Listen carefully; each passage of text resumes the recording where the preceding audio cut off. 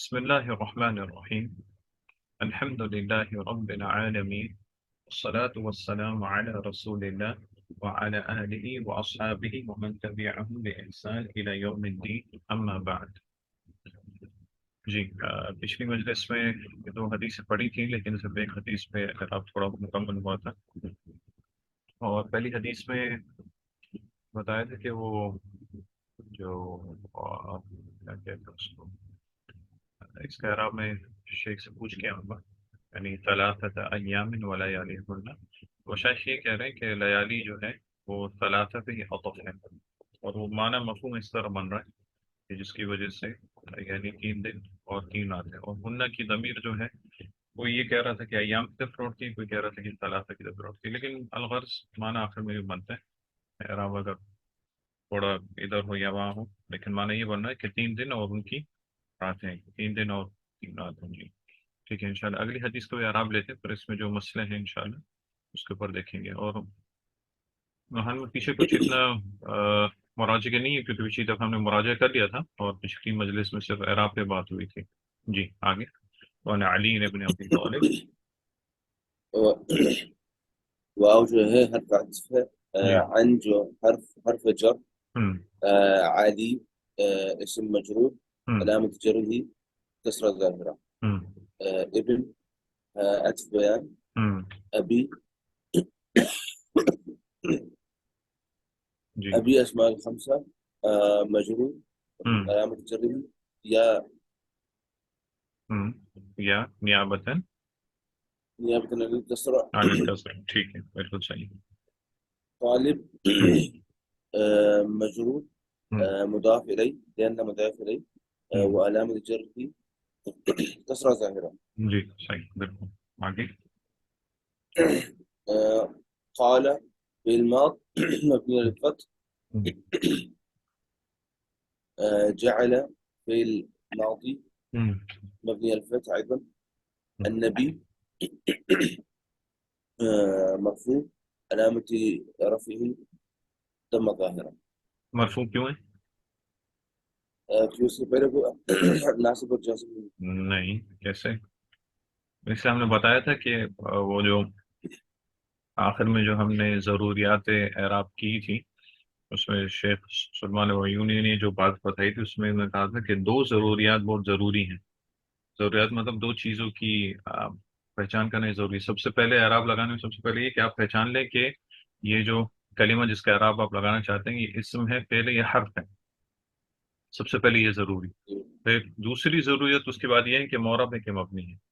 تو یہ کون سا ہے جو آپ نے بول دیا اس کے پیچھے ناصب جازم نہیں ہے؟ کیا یہ ہے فعل ہے؟ اور فیل کے ساتھ ہاں فیل کے ساتھ ہوتا ہے نا خالی. نہیں نہیں، یہ جو آپ نے نبی کو بولا نا کہ مرفوع ہے، پھر آپ نے بولا کوئی ناصب جازم پیچھے نہیں ہے. یہ مرفوع کیوں ہے؟ میں نے پوچھا مرفوع ہونے کی وجہ کیا ہے؟ مبتدا ہے نا. نہیں، مبتدا بھی نہیں. مبتدا مطلب کیسے یہ جعل سے مبتدا کے شروع ہو اوپر؟ رہا ہے. ہاں مبتدا کے اوپر کوئی عامل نہیں ہوتا ہے اس جملے میں اس سے پہلے. مبتدا سے ہی بات شروع ہو رہی ہوتی ہے. یہاں پہ تو اچھا جعلہ ہے نا سبحان پیچھے. اللہ یہ فاعل ہے. ہاں فاعل ہے بالکل واضح طور پہ، مطلب جعلہ کا فاعل ہے، اس سے مرفوع ہے. جی. اور علامت و رفیع دم ظاہر. ٹھیک ہے آگے. ثلاثة ہوں أيام جو ہوگا جو پورا پھر میرے خیال سے جو ہوگا کہ ایام ولیالہن ہوں یہ پورا اس کا خبر ہوگا. نہیں نہیں، خبر کیسے؟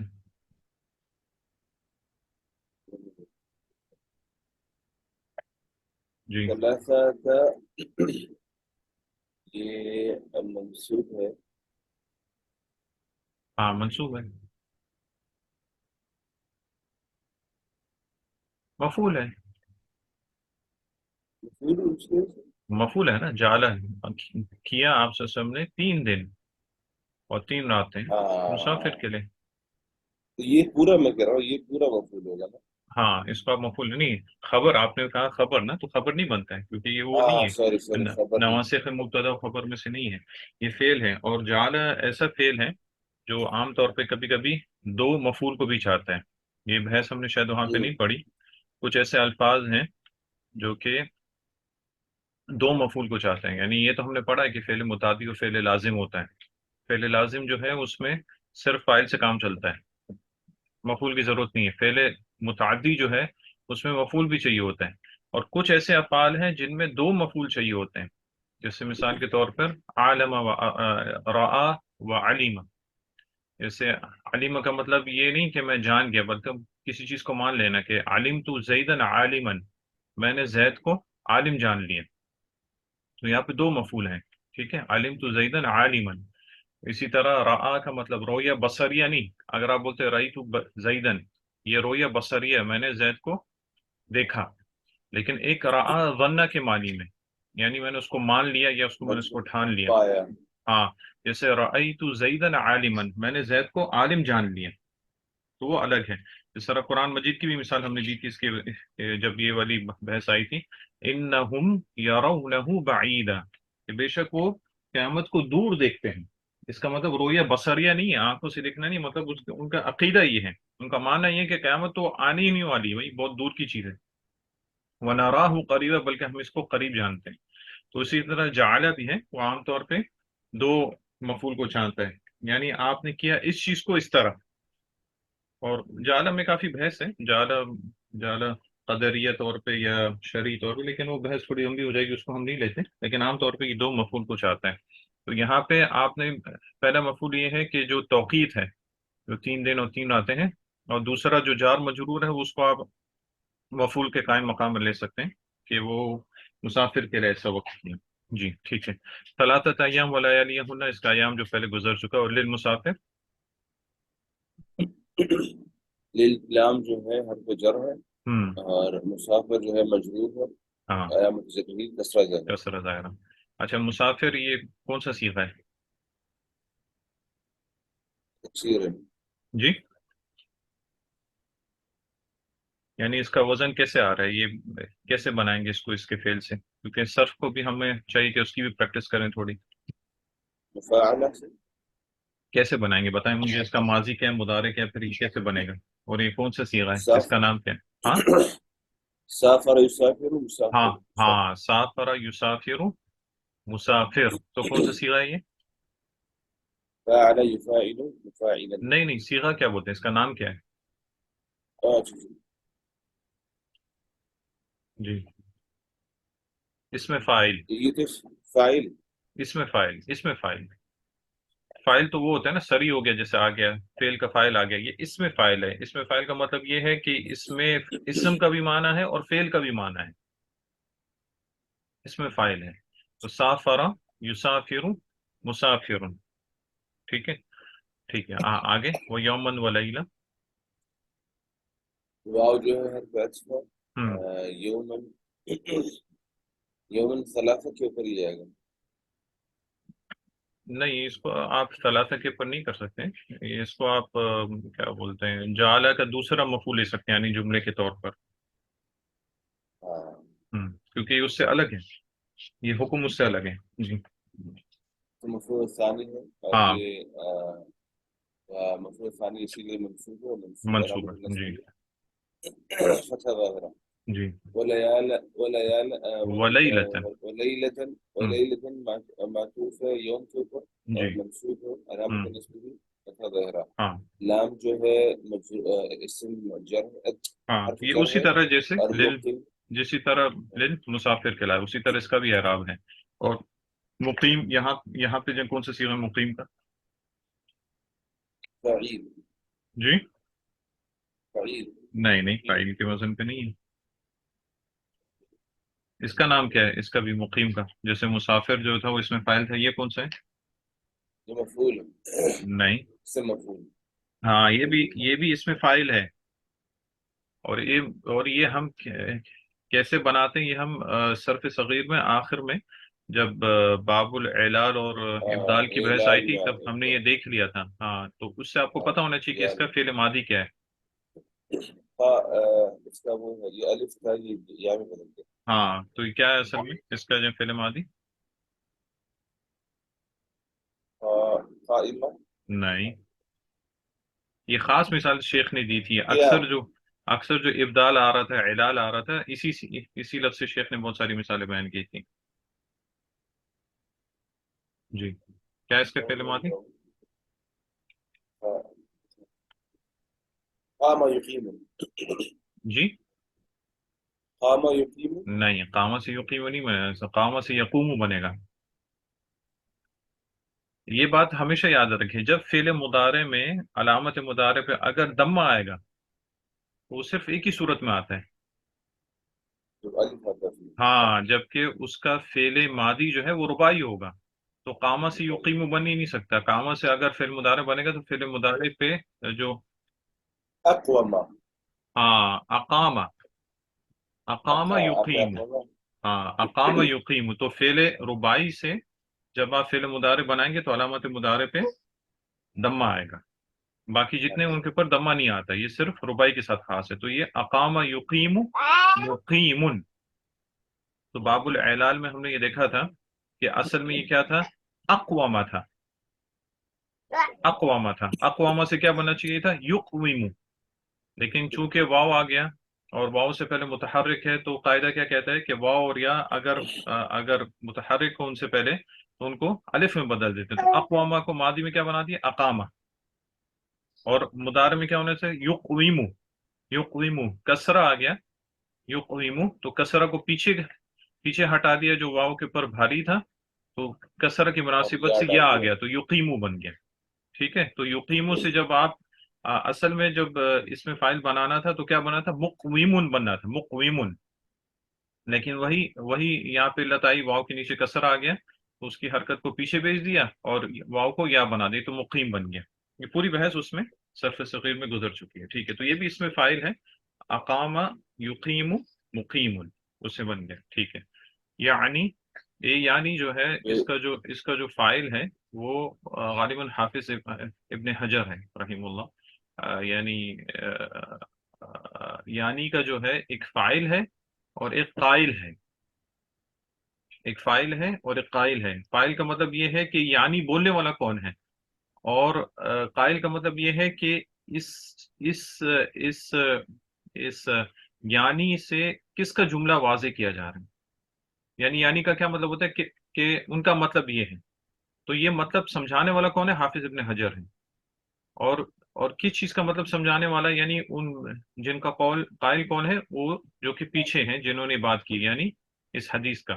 جی یعنی فی المسح،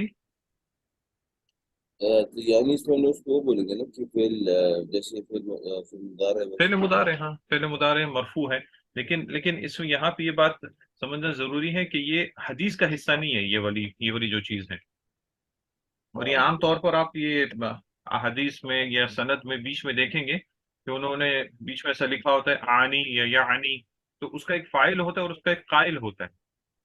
فاعل کا مطلب یہ ہے کہ جس نے اس چیز کو بولا ہے سمجھانے کے لیے، اور قائل وہ ہے جس کی بات کو وہ سمجھا رہے ہیں۔ جی اس میں قائل جو ہے وہ علی بن ہاں، طلحہ. حدیث حضرت علی رضی اللہ عنہ کی، اور فائل اس کا کون ہے، حافظ ابن حجر، جو اس کو سمجھا رہے ہیں، جس طرح علماء کہتے ہیں کہ جس طرح میں خالد شاہ البانی نے بھی اور دوسرے علماء نے بھی شرح میں لکھا ہے کہ حدیث کا حصہ نہیں ہے یہ حافظ ابن حجر نے سمجھانے کے لیے لکھا ہے، کیونکہ وہ حدیث کے ٹکڑے لے کے آتے ہیں، پوری حدیث نہیں لے کے آتے، جتنا ان کو یہاں پہ ضرورت ہے کتاب میں اپنا یعنی مسئلے ثابت کرنے کے لیے اس حساب سے لے کے آتے ہیں۔ جی فائل حافظ ہے نا اس کی، اس فعل یعنی کہ فائل جو ہے وہ ہاں، حافظ فائل حافظ ابن ہے. حجر ہے جی، پھر یعنی فی. بولنے والے یہ حافظ ابن حجر ہیں۔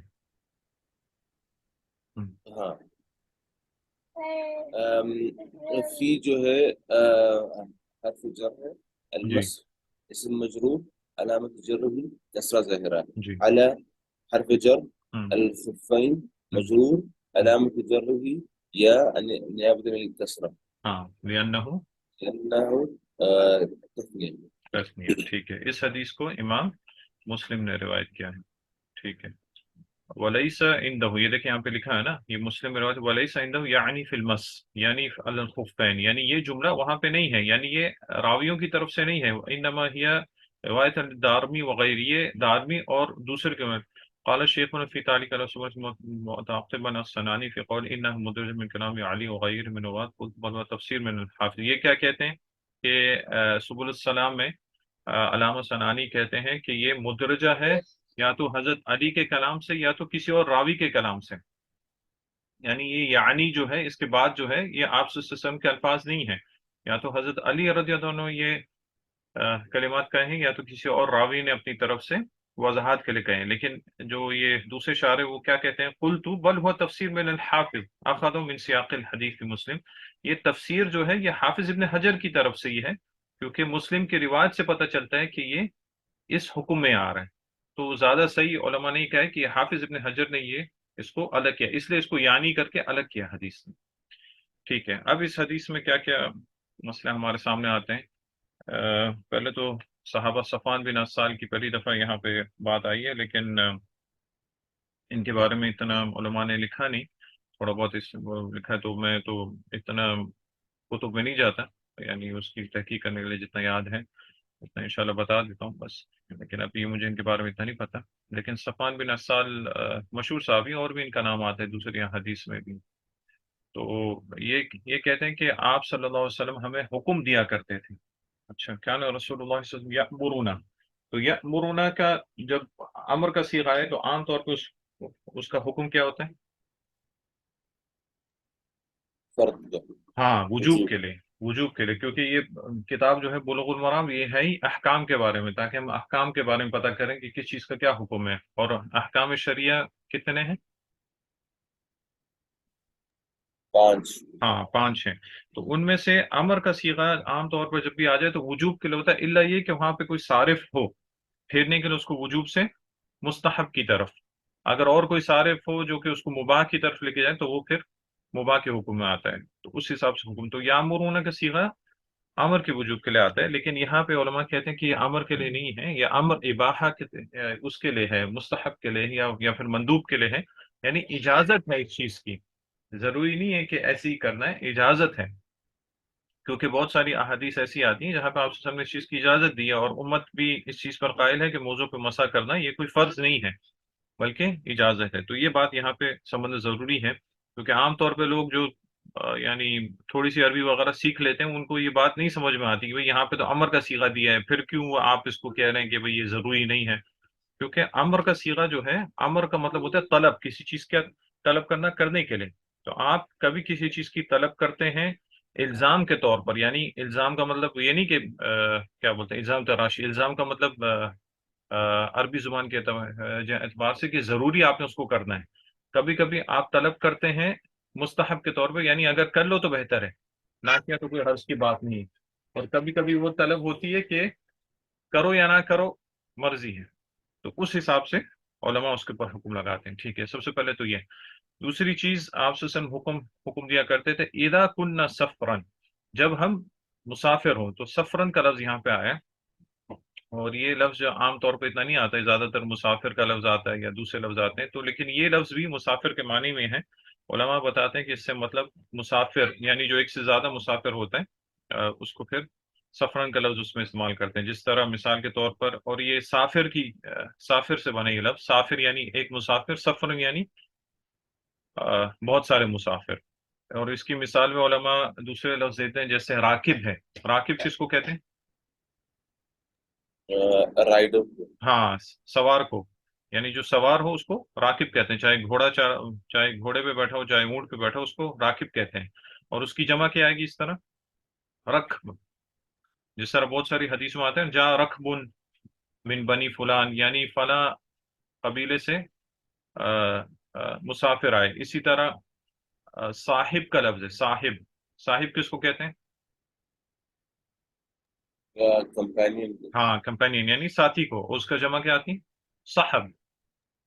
صحب ہم جیسے بولتے ہیں نا وعلی آلہ وصحبہ اجمعین، تو اس کی جمع اصحابی بھی آتا ہے اور صحبی بھی آتا ہے، یہ دونوں آتے ہیں. تو یہ اس کی مثالیں ہیں. تو سفر اور سافر اور مسافر یہ تقریباً ایک ہی معنی ہے. ٹھیک ہے. تو آپ صلی اللہ علیہ وسلم ہم کو حکم دیا کرتے تھے جب ہم سفر پہ ہوں. ٹھیک ہے. تو کیا یہ مسا کرنے کا حکم سفر کے ساتھ خاص ہو گیا اس حدیث کی وجہ سے؟ جی نہیں. نہیں، ظاہری طور پہ تو یہ پتہ چلتا ہے کیونکہ اس میں صرف سفر کا ذکر ہے اس حدیث میں. لیکن جب آپ اگلی اس سے حدیث میں بھی جائیں گے تب پھر مقیم کی بات آئے گی. اس بھی اگر کوئی ایسی مطلب ایک کنڈیشن ہے کہ اذا استعمال ہوا نا، جب ہاں سفر میں، ہاں، اس کا جب ہم یہ سفر مطلب میں نہیں ہوں. کہ ہمیشہ. ہاں تو یہاں پہ صرف سفر کی بات ہو رہی ہے نا. تو یہی تو چیز ہوتی ہے کہ علماء یہی بولتے ہیں کہ اسی لیے بہت سارے لوگ ایسے ہوتے ہیں جو کہ مطلب ان کے پاس کبھی کوئی حدیث آ جاتی ہے اور انہوں نے مکمل اس باب کو نہیں پڑھا ہوتا یا علماء کے ساتھ نہیں بیٹھے ہوتے ہیں تاکہ وہ چیز ان کو مکمل سمجھا دے. ایک حدیث پڑھ لیتے ہیں، بولتے ہیں بھائی یہاں پہ ایسا لکھا ہے. تو ایسا ہوتا ہے لازم. یہ اس حدیث سے اور اس کی علماء نے مثال بھی دی ہوئی ہے. جیسے میں ایک جگہ دیکھ رہا تھا، شاید غالباً علامہ شوکانی نے مثال دی ہے کہ کوئی شخص اگر حدیث کی کوئی کتاب پڑھ رہا ہے اور وہ کچھ حدیثیں یہ والی پڑھتا ہے جہاں پہ یہ لکھا ہوا ہے کہ کتوں کو مارنے کا حکم آپ سے نے دیا کہ جہاں پہ بھی کتے دیکھو ان کو مارو. اب وہ ادھر ہی کتاب بند کر کے چلا جاتا ہے اور کتوں کو مارنا شروع کر دیتا ہے. اگلے دن آ کے پڑھتا ہے تو اگلے باب میں علماء نے یہ بیان کیا کہ وہ والا حکم منسوخ ہو گیا. وہ یہ چیز نہیں دیکھتا ہے. تو یہ ہو جاتا ہے. ہاں تو اس لیے جب تک علماء کے ساتھ صحیح سے نہیں بیٹھتے اور مسئلوں کو نہیں سمجھتے تو نہیں ہوتا ہے. تو اس حدیث سے تو ظاہری طور پہ آپ کو یہ پتہ چلتا ہے کہ صرف سفر کے لیے حکم ہے. لیکن جب اگلی حدیث حافظ اسی لیے لائیں تاکہ اسے پتہ چل جائے کہ یہ حکم مقیم کے لیے بھی ہے لیکن مدت میں فرق ہے. ٹھیک ہے. اذا اذا اذا کننا سفرا، جب ہم سفر میں ہو، اللہ ننزع تو ہم نہیں اتاریں ہمارے موزے. خفاف، خف میں نے بتایا تھا کہ خف جو ہے وہ خاص طور پر چمڑے کی موزوں کے لیے استعمال ہوتا ہے. چمڑے کے جو پہنتے ہیں تو اس کے لیے استعمال ہوتا ہے. اللہ ننزع خفافنا ثلاثة ایام ولیالیہن، 3 دن اور 3 راتیں. 3 دن اور 3 راتیں ہم اپنے موزے نہ اتاریں. اچھا کس حالت میں نہ اتاریں؟ اس کی ایک شرط ہم پہلے ہی دیکھ چکے ہیں. کس حالت میں ہم نے پہلی تو ہم نہ اتاریں؟ اگر ہم لوگ طاہر ہیں تو پھر ہاں، مکمل وضو کر کے جب ہم نے پہن لی ہو تب اس کے بعد ہمیں ابھی 3 دن کی اجازت ہے کہ 3 دن اور 3 راتیں ہم ان کے اوپر مسح کر سکتے ہیں. ہم ان کو نہ اتاریں وضو کرنے کے لیے. کیوں؟ اس کی زیادہ ضرورت جو ہے وہ عام طور پہ سفر میں آتی ہے. اس لیے یہاں پہ سفر میں آپ صلی اللہ علیہ وسلم کے ساتھ اس چیز کا خاص طور پہ ذکر ہو جائے. اور جیسے آگے ایک حدیث آئے گی، وہاں پہ کچھ صحابہ نے سفر میں ہونے کی وجہ سے آپ صلی اللہ علیہ وسلم سے شکایت بھی کی سردی کی وجہ سے. تو آپ نے ان کو بھی حکم دیا کہ وہ اپنے موزوں پہ بھی مسح کریں اور اپنی آمائن پہ یعنی اپنی پگڑیوں پہ بھی مسح کریں، ان کو نہ اتاریں. کیونکہ عام طور پر انسان کو جو ٹھنڈ لگتی ہے وہ ان 2 جگہوں پہ زیادہ لگتی ہے، یا تو سر پہ یا تو پاؤں پہ لگتی ہے. تو اسلام میں الحمدللہ یہ آسانی ہے کہ سر پہ بھی مسح، پگڑی کی مسح کی جگہ پگڑی پہ مسح کرنے سے سر کا بھی مسح ادا ہو جاتا ہے اور جو پاؤں بھی موزے اتارنے کی ضرورت نہیں ہے. ٹھیک ہے. تو آپ صلی اللہ علیہ وسلم نے اجازت دی 3 دن اور 3 راتوں کے لیے، الا من جنابت، لیکن جنابت سے. یعنی اگر جنابت لاحق ہو جائے، بھلے آپ نے موزے طہارت کی حالت میں پہنے ہو اور آپ کی مدت 3 دن 3 راتیں پوری نہیں ہوں لیکن آپ کو جنابت ہو گئی، تب آپ کو موزے اتار کے آپ کو مکمل طور پہ غسل کرنا پڑے گا. ٹھیک ہے. مکمل طور پہ غسل کرنا پڑے گا. آپ ابھی وضو کر کے موزوں کے پر یا تو آپ یہ کہیں کہ میں مکمل طور پہ غسل کر لیتا ہوں، موزوں کو میں آخر میں مسح کر لوں گا، تو یہ نہیں چلے گا. اگر جنابت لاحق ہو گئی تب لازم آپ کو غسل کرنا پڑے گا. اور جنابت کسے کہتے ہیں؟ جہاں پہ منی خارج ہو. ہاں، جب انسان کو غسل کی ضرورت ہو جائے، یا تو احتلام کے ذریعے یا تو اپنی اہلیہ کے پاس جائے وہ. ٹھیک ہے. اور اہلیہ کے پاس جانے کا مطلب یہ نہیں ہے کہ وہ لازم کہ خروج ہو، نزول ہو. جنابت اگر جس طرح حدیث میں آتا ہے کہ اذا التقى الختانان، اگر جو 2 ختنوں کی جگہ مل گئی تب غسل واجب ہو جاتا ہے. تبھی وہ حالت جنابت میں ہو گیا، بھلی اس کا نزول ہوا نہ ہوا ہو یا نہ ہوا، منی کا نزول ہوا ہو یا نہ ہوا ہو. اگر 2 شرمگاہیں مل جائیں تب وجوب ہو جاتا ہے اس کے اوپر جنابت. یا تو احتلام ہو گیا، یعنی جو بھی چیزیں غسل کو واجب کرتی، تب اس کو اپنی موزے لازم اتارنے پڑیں گے اور مکمل طور پہ اس کو غسل کرنا پڑے گا. اور جنابت کا لغوی معنی کیا ہے؟ لغوی معنی ہوتا ہے جنبہ سے ہے، یعنی دور رہنا. تو جنبی آدمی جو ہوتا ہے، جب تک وہ جنبی ہوتا ہے تب وہ بہت ساری عبادات سے دور رہتا ہے، اس لیے اس کو جنب کا نام معنی دیا ہے، یعنی دور رہنا. نماز سے وہ دور رہتا ہے، قرآن کی تلاوت سے وہ دور رہتا ہے جب تک کہ وہ غسل نہ کر لیں. ٹھیک ہے. تو موضوع پہ مسح کا جو حکم ہے وہ جنابت سے ہٹ کر ہے. ولیکن تو پھر کن چیزوں میں حکم ہے؟ ولیکن من غائط و بول و نوم، لیکن غائط سے اور بول سے اور نوم سے. اچھا، غائط سے مراد پخانہ ہے، بول سے مراد پیشاب ہے، اور نوم سے مراد نیند ہے۔ تو یہاں پہ تین چیزیں صحابی نے ذکر کی ہیں جو کہ نواقض وضو میں سے ہیں، جو کہ وضو کو توڑ دیتی ہیں۔ تو کیا صرف تین چیزیں جو کہ وضو کو توڑ دیتی ہیں؟ نہیں، لیکن یہ اغلبیت کے طور پر ہاں، استعمال یہ ہوتی صرف مثال کے طور پہ بیان کیا ہے، یعنی یہ چیزیں جو آپ کے وضو کو توڑ دیتی ہیں وہ یہ تین چیزیں۔ ہاں، چھوڑنے تو یہ تین چیزیں جو کہ وضو کو توڑ دیتی ہیں، یہ صرف مثال کے طور پہ بیان کی، لیکن یہ نہیں ہے، اس لیے مستقل طور پر اگلا باب آئے گا نواقض الوضو، جس میں حافظ ابن حجر ان چیزوں پہ بات کریں گے جو کہ وضو کو توڑ دیتی ہیں۔ تو سب سے پہلے اس سے تو یہ پتہ چلا کہ یہاں سے ہمیں یہ معلوم پڑا کہ حدث جو ہے، یعنی وضو کو یا طہارت کو ختم کرنے والی یہ دو قسم کے ہیں۔ وہ کیا ہے؟ ایک حدث اصغر ہے اور حدث اکبر ہے۔ حدث اصغر اس کو کہتے ہیں جس سے صرف آپ کے اوپر وضو لازم آتا ہے، جس میں مثال کے طور پر غائط ہے، بول ہے اور نوم ہے، اور جو بھی ان چیزوں کے ساتھ جو چیزیں آتی ہیں۔ اور حدث اکبر وہ ہے جس کی وجہ سے آپ کی طہارت ختم ہو جاتی ہے اور آپ کو غسل کرنا پڑتا ہے، صرف وضو آپ کے کافی نہیں رہے گا، وہ ہے جنابت کی حالت میں۔ تو حدث کتنی قسم کی؟ دو قسم کی، حدث اصغر اور حدث اکبر۔ حدث اصغر جس میں صرف آپ وضو کر لیں تو آپ کا کام پورا ہو جائے گا، حدث اکبر یعنی آپ کو غسل لازم کرنا پڑے گا، اس کے بغیر آپ کی طہارت مکمل نہیں ہوگی۔ ٹھیک ہے، ابھی غائط کی طرف آتے ہیں۔ غائط کا جو لغوی معنی ہے، غائط یہ لفظ قرآن مجید میں بھی آتا ہے، ایک جگہ سے زیادہ جگہ پہ آتا ہے۔ اللہ رب العزت فرمایا وَإِن كُنتُم مَرْضَىٰ أَوْ عَلَىٰ سَفَرٍ أَوْ جَاءَ أَحَدٌ مِّنكُم مِّنَ الْغَائِطِ أَوْ جَاءَ أَحَدٌ مِّنكُم مِّنَ الْغَائِطِ۔ تو غائط اصل میں بولتے تھے ایک میدان کو، مطلب ایک کھڈے کے ٹائپ کے میدان کو، لمبے میدان کو۔ تو عام طور پہ عرب کا معمول کیا تھا؟ وہ تو گھروں میں باتھ روم نہیں ہوتے تھے اس زمانے میں، وہ میدانوں میں جایا کرتے تھے، یعنی قضاء حاجت کے لیے۔ تو اسی نسبت سے اس کو نام دے دیا غائط کا، یعنی عرب جس جگہ پہ جا کے وہ کام کرتے تھے تو اس چیز کو بھی اسی کا نام دے دیا۔ تو اس سے بھی پتہ چلتا ہے کہ یہ غائط جو ہے اصل میں میدان کو بولتے ہیں، لیکن قضاء حاجت یہ نام اس کے اوپر پڑ گیا کیونکہ ہمیشہ وہ جگہ استعمال کی جاتی تھی۔ تو اس کا لغوی معنی سے پتہ چلتا ہے کہ ان دونوں میں کیا تعلق ہے۔ اور بول تو مشہور ہے، یعنی پیشاب کو جیسے کہتے ہیں، اور نوم اور نیند ہے۔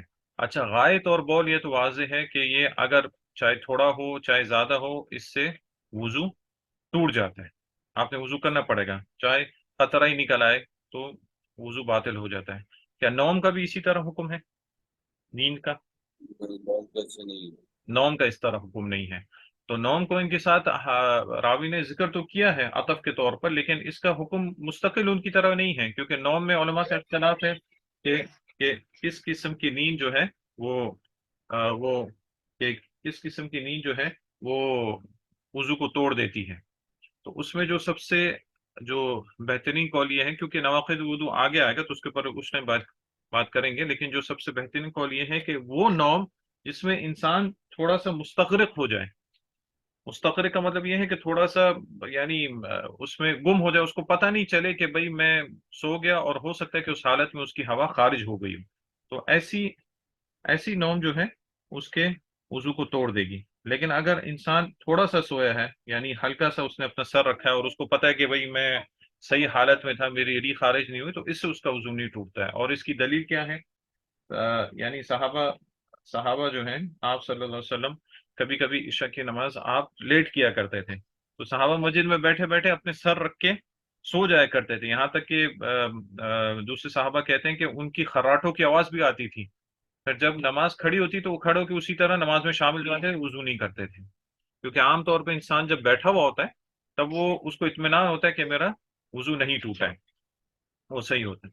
ٹھیک ہے، تو اس حدیث سے ہمارے سامنے یہ مسئلہ آیا ہے کہ آپ صلی اللہ علیہ وسلم نے مسافر اور کے ایک لیے اور بھی وہ رسول صلی اللہ علیہ وسلم کی سنت کے بعد بھی تھوڑا سا لیٹ کو کرنا، جی اور ایک اور بھی اس کی دلیل یہ بھی ہو سکتی ہے کہ جب رسول صلی اللہ علیہ وسلم صبح کی نماز دو سنتوں کے بعد جب تھوڑا سا لیٹتے تھے نہیں نہیں نہیں، وہ اس کو دلیل نہیں بن کرنا۔ سکتی، اب مجھے بتائیں کیوں نہیں بن سکتی؟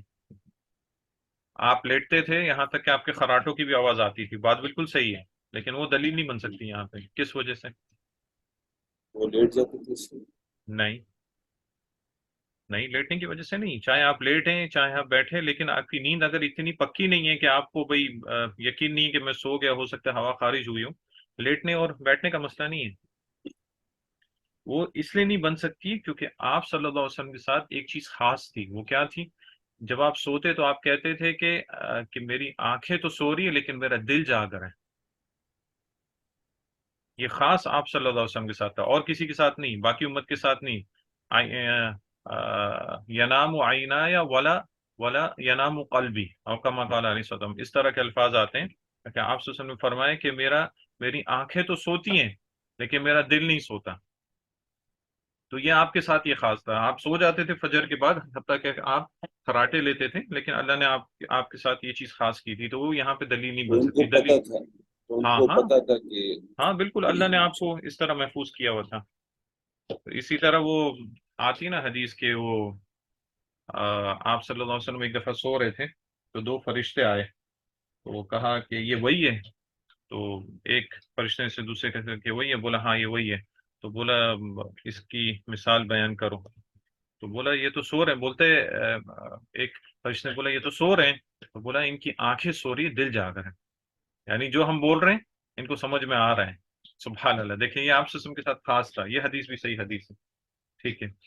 تو اس حدیث سے ہمیں یہ پتہ چلتا ہے کہ مسافر کے لیے آپ سے اجازت دی کہ 3 دن اور 3 راتیں وہ موزوں پہ مسح کر سکتا ہے، اسے موزے اتارنے کی ضرورت نہیں ہے، اسلامی شریعت میں اس چیز کی آسانی ہے، سوائے جنابت کے، اور جنابت میں اسے موزے اتارنی پڑیں گی، بھلے 3 دن کے اندر وہ مدت میں وہ آئے، لیکن اس کے علاوہ جو بھی نواقض الوضو ہیں، جیسے غائط ہے، بول ہے، ریح ہے، ری کا خارج ہو جانا یا خون کا خارج ہو جانا، خون کا خارج ہو جانے سے مراد میں بول رہا ہوں کہ سبیلین سے نکلے، اس کے علاوہ اگر جسم کے کسی اور حصے سے نکلے تو وہاں سے علماء کا اختلاف ہے کہ اس سے وضو ٹوٹتا ہے یا نہیں ٹوٹتا ہے، اور نیند ہے، ٹھیک ہے، ٹھیک ہے۔ اب یہاں پہ ایک مسئلہ یہ آتا ہے کہ یہ جو 3 دن اور 3 راتیں مسح کی مدت ہے، یہ کب سے شروع ہوتی ہیں؟ یہ جب آپ کو پہلی بار مسئلہ کرتے ہو اس ٹائم ہاں، اس میں اصل میں علماء کا اختلاف ہے، 3 قول ہیں، ایک قول یہ ہے کہ جب سے آپ نے موزے پہن لیے، یعنی آپ نے وضو کر لیا، موزے پہن لیے، کچھ علماء کا قول یہ ہے کہ جب سے آپ نے موزے پہن لیے آپ کی مدت شروع ہو جاتی ہے، جیسے امام حسن بصری رحمہ اللہ کا قول ہے۔ دوسرا قول یہ ہے کہ آپ کے موزے پہننے کے بعد پہلی دفعہ جب آپ کا وضو ٹوٹتا ہے، ٹھیک ہے، یہ دوسرا قول ہے، اس کو بھی کچھ علماء نے اختیار کیا، لیکن جو زیادہ صحیح اور راجح قول یہ ہے جس طرح آپ نے بتایا کہ مدت کے مسح کی مدت اس وقت سے شروع ہوتی ہے جب موزہ پہننے کے بعد آپ نے سب سے پہلی دفعہ آپ نے مسح کیا ہے، سب سے پہلی دفعہ آپ نے مسح کیا ہے، تب اس کی مدت شروع ہوتی ہے، اس مدت سے لے کے آپ کے پاس تین دن تک کا آپ کے پاس ٹائم ہے، اور 3 دن عام طور پہ کتنے گھنٹے ہوتے ہیں؟ 72 گھنٹے ہوتے ہیں، 72 آورس، تو جب سے آپ نے کیا ہوگا تب سے، مثال کے طور پہ کوئی شخص اگر فجر کی نماز میں، مثال کے طور پہ کوئی شخص اگر فجر کی نماز میں اس نے اپنی موزے پہن لی وضو کر کے، اور سارا دن اس کا وضو نہیں ٹوٹا، عشاء میں جا کے اس کا وضو ٹوٹا ہے، اور عشاء میں اس نے جا کے موزوں پہ مسح کیا ہے، تو ابھی اس کی مدت کب تک چلے گی؟ تو عشاء سے دیکھے گا 3 دن ہاں، عشاء سے لے کے 3 دن تک، فجر سے نہیں، جب اس کا وضو ٹوٹا ہے اس وقت سے اس کی مدت چلے گی، اگر وہ مسافر ہے تو 3 دن، یعنی 3 دن اگلے 3 دن عشاء تک، اور اگر مقیم ہے تو اگلے دن عشاء تک اس کی مدت چلے گی، یہ اس کی مدت ہوگی مسح کرنے کے لیے، ٹھیک ہے۔ اس اور میں ایک، ایک بات یہ تھی کہ آپ کا اس میں یہی مطلب تھا کہ اس نے پہلی بار مسئلہ جو کیا وہ عشاء کی نماز کے لیے کی نا؟ ہاں، عشاء کی نماز میں اس نے کیا تو اس ہاں وقت سے اس کی مدت شروع ہو جائے گی، یعنی مسح کرنے کی مدت اس ٹائم سے اس کی مدت وہاں پہ شروع ہو جائے گی، ٹھیک ہے۔ ایک اور مسئلہ یہاں پہ آتا ہے جو کہ علماء نے ان حدیث میں ذکر کیا ہے کہ آپ نے مسح کر لیا، ٹھیک ہے، مسح کر لیا، آپ کا وضو ہو گیا، ابھی اگر آپ موزے اتار دیتے ہیں تو پھر آپ کے وضو کا کیا حکم ہے؟ وہ تو برقرار ہے۔ ہاں، برقرار رہے گا، وہ ٹوٹے گا نہیں، ٹھیک ہے۔ میں اختلاف وغیرہ بھی ذکر کرتا ہوں یہی بتانے کے لیے کیونکہ علمی بحث ہے، کہ کچھ علماء کہتے ہیں کہ بھئی کہ وہ ہو سکتا ہے کہ یہ مدت پہ جس طرح ہم نے بتایا کہ بھئی کب سے شروع ہوتی ہے اس میں 3 اقوال ہیں، اسی طرح اگر کوئی اتار دے تو اس میں بھی مختلف اقوال ہو سکتے ہیں، لیکن جو صحیح قول یہ ہے کہ آپ کا جو وضو ہے وہ برقرار رہے گا، وہ نہیں ٹوٹے گا جب تک کہ کوئی ایسی چیز نہ ہو جائے جس کی وجہ سے وضو ٹوٹ جاتا ہے، جیسے غائط ہے یا بول ہے یا نوم ہے. ٹھیک ہے. اور اس کی سب سے واضح دلیل کیا ہے کہ انسان جب عمرے پہ جاتا ہے، عمرہ کرتا ہے، وضو سے ہوتا ہے تو اپنے بال کاٹتا ہے، وہ بال منڈواتا ہے یا تو کاٹتا ہے، تو کیا اس کا وضو ٹوٹ جاتا ہے؟ یہ بات بات پوچھتا ہوں۔ نہیں، اس کا وضو نہیں ٹوٹتا ہے. تو بالوں کا عام طور پہ حکم کیا؟ سر کا حکم مسح کا حکم ہے. مسح کرتا ہے انسان، یعنی سر پہ مسح کرتا ہے. تو اگر آپ نے کسی چیز پہ مسح کیا ہوا ہے اور پھر اس چیز کو انسان ہٹا دے تو اس کا وضو باطل نہیں ہوتا ہے. اور یہ اس چیز کی بہت واضح دلیل ہے. جس طرح ہم اگر وضو کرنے کے بعد اپنے بال منڈوا دیں تو ہمارا وضو باطل نہیں ہوتا ہے، وضو صحیح رہتا ہے. ٹھیک ہے. اور ایک چیز یہاں پہ جو ایک مسئلہ علماء نے ذکر کیا ہے وہ یہ ہے کہ آپ کی یہ مدت. ایک سوری ایک چیز اس میں کہ وہ اگر وہ موضوع اتار لیتا ہے ہوں.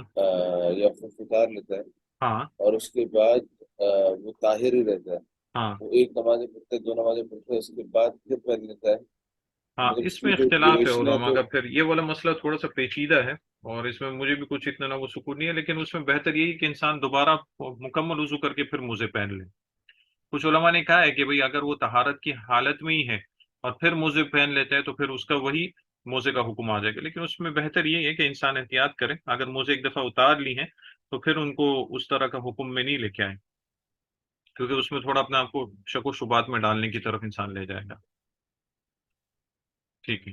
اور ایک مسئلہ اس میں یہاں پہ یہ آتا ہے کہ آپ کی اگر آپ مسافر ہیں، 3 دن کی مدت آپ کو دی گئی ہے، ابھی 3 دن کی مدت آپ کی ختم ہو رہی ہے اور آپ طہارت میں ہیں، تو کیا مدت ختم ہونے سے آپ کی طہارت بھی ختم ہو جائے گی؟ یعنی مدت ختم ہونے کے ساتھ تو آپ کو موزے اتارنے ہیں اور آپ نے اگر ابھی دوبارہ وضو کرنا ہے تو آپ نے مکمل وضو کرنا ہے.